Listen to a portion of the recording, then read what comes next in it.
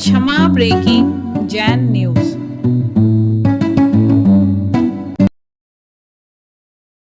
तरह तरह के हथकंडे और कर्म कांडों में उलझने वाले लोग ऐसे ही होते। वे दुखी बनकर जीने को अभिशप्त रहते, उससे कुछ भी हासिल नहीं होता।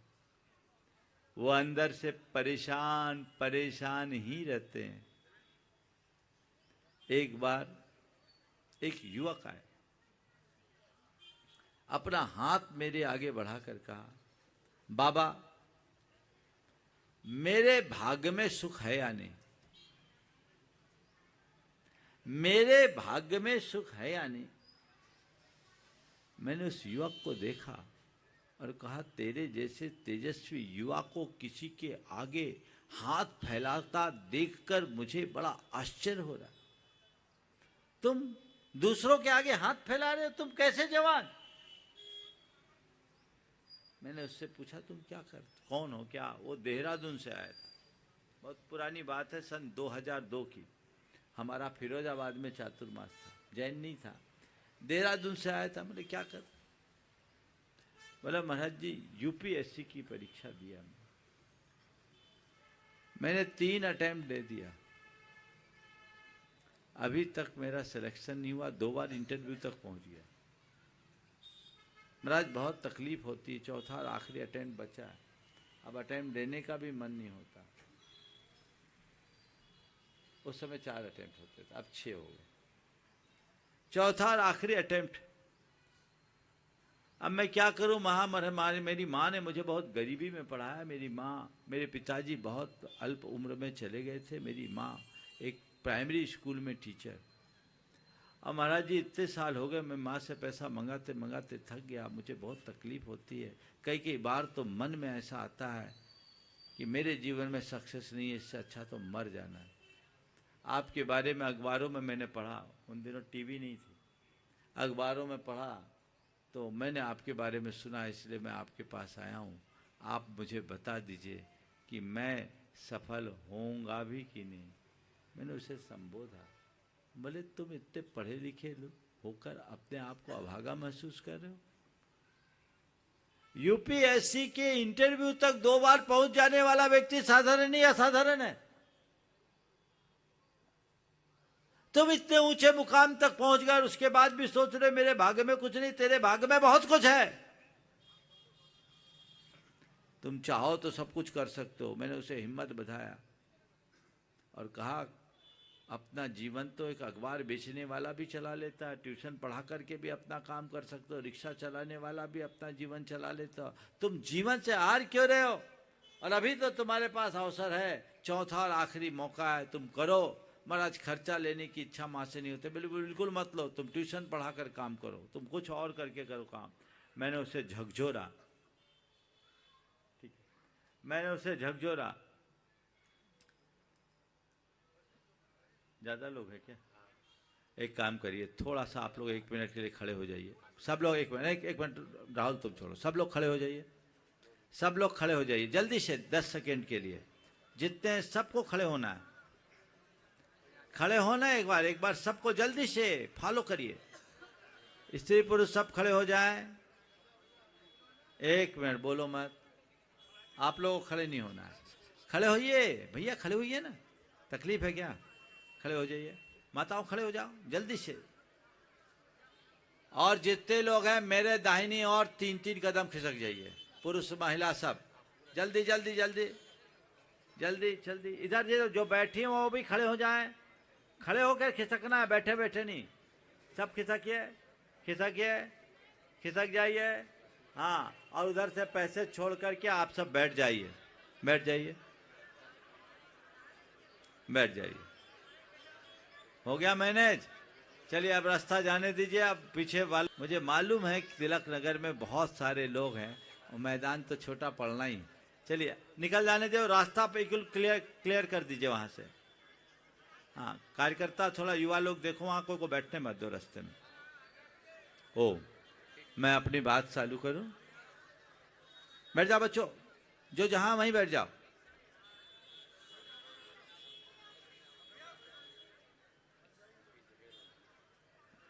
बच्चों को आगे बुला लो। ओ, मैं वापस अपने प्रवचनों में आता हूं। ओम। मैंने उस बच्चे को संबोधा, मेरी प्रेरणा से उसके चेहरे पर हल्की सी मुस्कान आई। मैंने उसे संकल्पित किया और उसके बाद उसने अपना चौथा अटेम्प्ट दिया, सिलेक्शन हो गया, कस्टम विभाग का एक बड़ा अधिकारी हो गया। तब वो आकर के मुझसे कहा कि महाराज जी, आपकी प्रेरणा ने मेरी दिशा बदल दी, मैं तो हार गया था। तो मैंने उस समय उससे कहा था, ध्यान रख, जीवन का एक सूत्र रख, मुझे फरियादी नहीं फौलादी बनना है। क्या बोला? फरियादी नहीं फौलादी बनना है।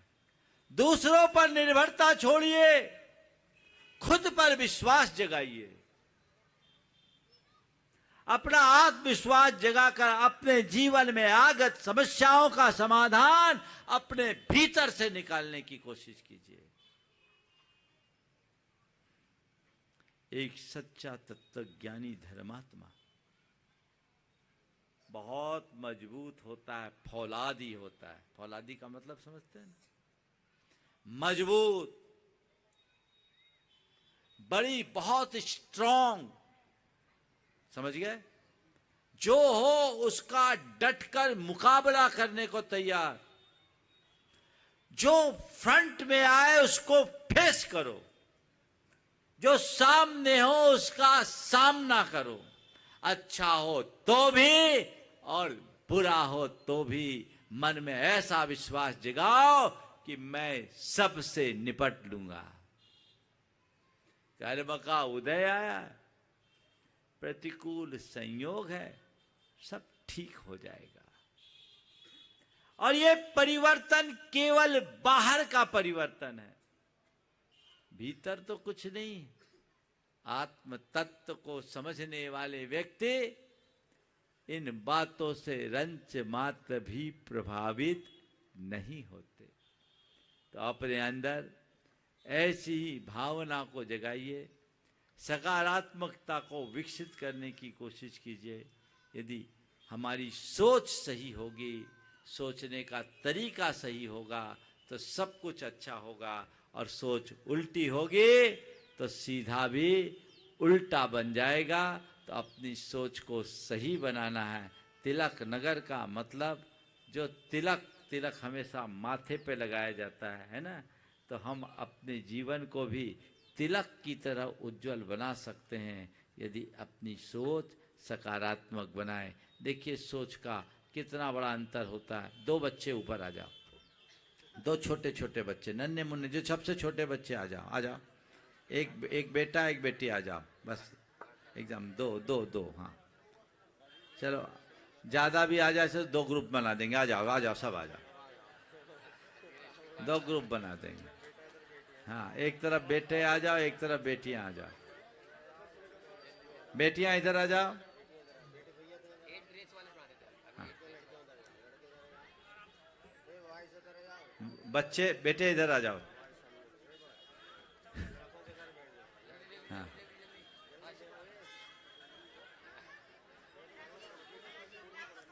बहुत सुंदर, इधर आप लोग इधर आ जाओ। लड़के इधर आ जाओ, लड़कियां इधर आ जाओ। हाँ देखो, इनको माइक दो, तो दो माइक लाओ। बस इतने हो गए, बस दोनों तरफ माइक दो। एक माइक और दो।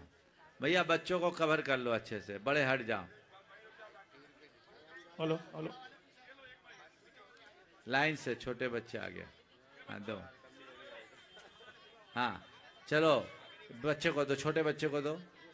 उसको नहीं, इसको दो। हाँ ठीक है, तुम रखो। बेटे ये बताओ, अंग्रेजी में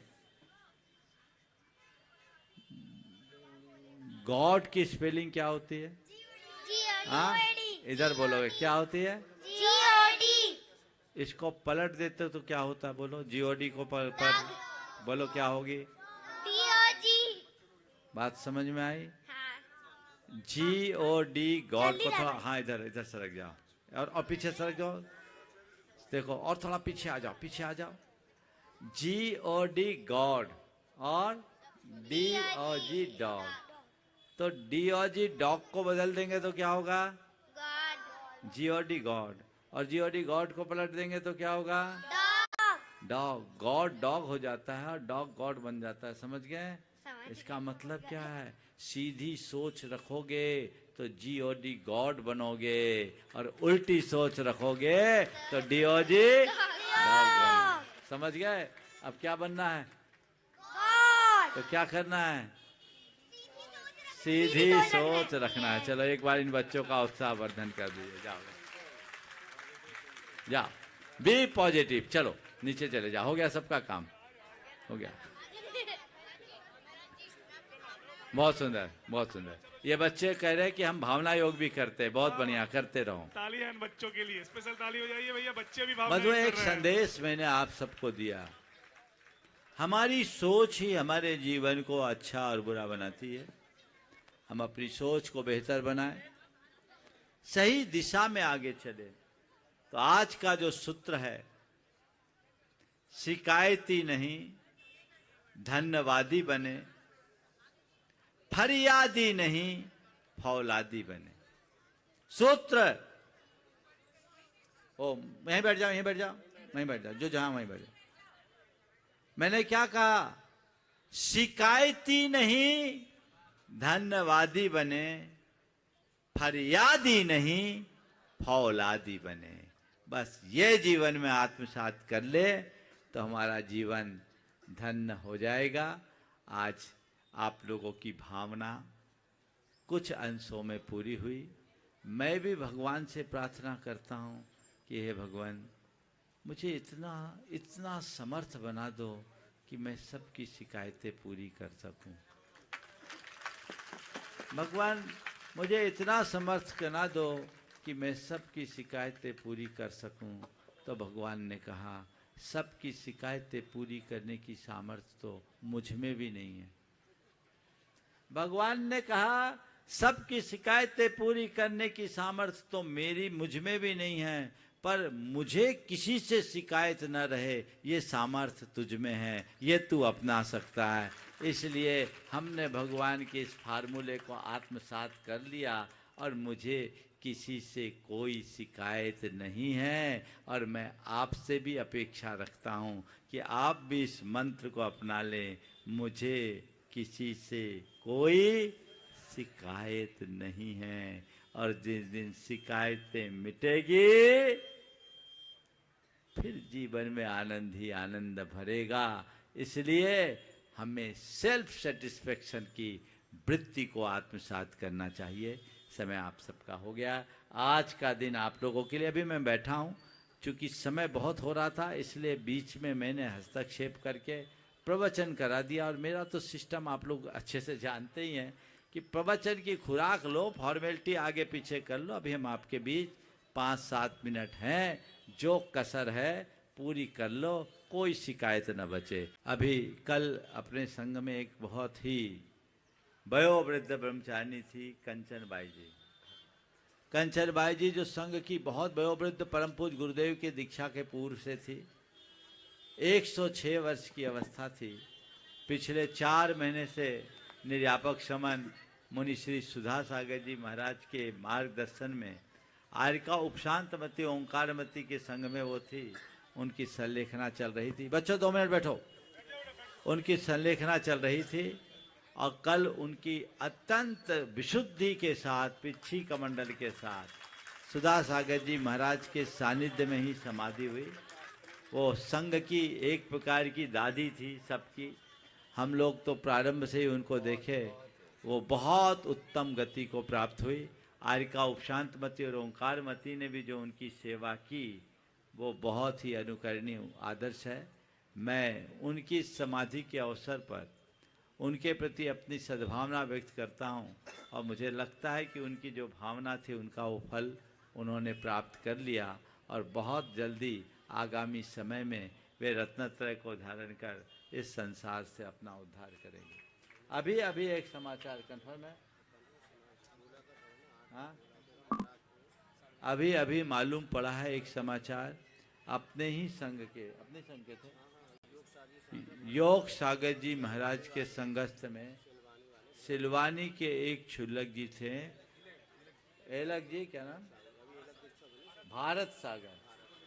भारत सागर जो महाराज जी लोगों के साथ ही दीक्षित हुए थे, भारत सागर जी महाराज जिनकी अभी अभी कंफर्म है ना, हाँ जो व्हाट्सएप की सूचना के आधार पर मैं बोल रहा हूँ, उनकी अभी अभी कितने बजे 7:30 बजे समाधि हो गई है। अचानक आकस्मिक समाधि हुई, शुभ परिणामों के साथ हुई, बाकी डिटेल तो मुझे नहीं मालूम, पर वो जहाँ भी गए उत्तम गति में गए होंगे। उनका आकस्मिक इस रूप में जाना सबके लिए दुखद तो है ही, लेकिन आना जाना किसी के नियंत्रण में नहीं है।